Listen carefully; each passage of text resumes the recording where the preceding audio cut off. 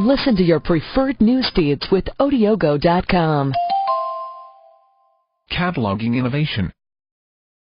An intriguing paper on the notion of idea generation came to my attention this week. It's from the International Journal of Management Practice, which might have suggested something rather dry and off-topic, but the first-named author, Roy Woodhead, is in the School of Technology at Oxford Brookes University, UK, and researches in the field of IT service management, while his co-author, M.A. Birawi, at the University of Malaya, in Kuala Lumpur, Malaysia, is currently researching value management and innovation in the context of major civil engineering projects.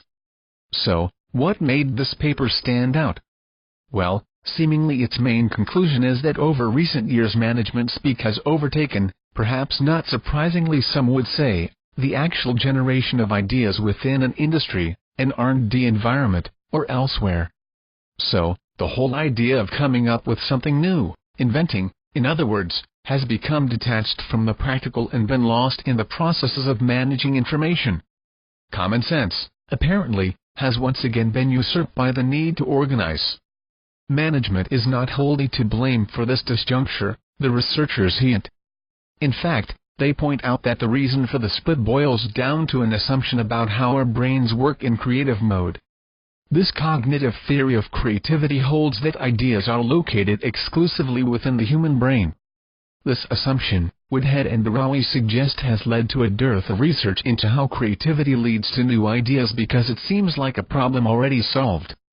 This has stifled research into idea generation.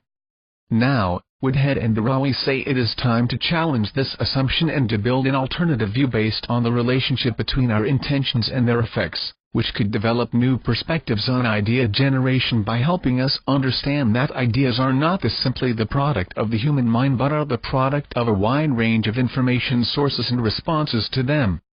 It may be obvious, most ideas do not emerge spontaneously from our subconscious, they are seeded and molded by what we sense and the information we acquire. It may be obvious, but this was apparently not considered part of the theory of idea generation. The researchers tear into the conventional wisdom of idea generation and the approaches used in management to stimulate R&D and to appraise ideas. They have taken case studies among major technological organizations, predominantly in the oil industry, as their raw materials.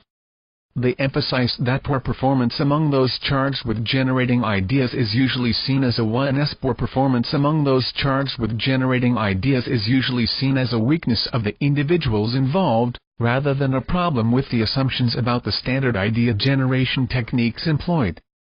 As such, the researchers say, underperformance of better idea generation is left unquestioned. The researchers' conclusions seem, in retrospect, rather obvious, but they have apparently been ignored for many years because of strongly held belief in a cognitive theory that does not bear closer scrutiny.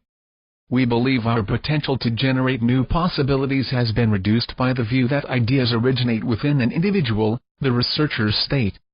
After all, you would not expect a child to be able to design an efficient nuclear power station or devise a recycling system for a metropolis. In this notion lies the key to better idea generation.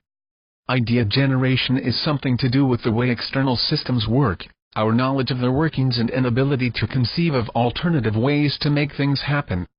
In other words, our minds can manipulate a new idea, but the new idea emerges not endogenously but from the relationship between mind and world.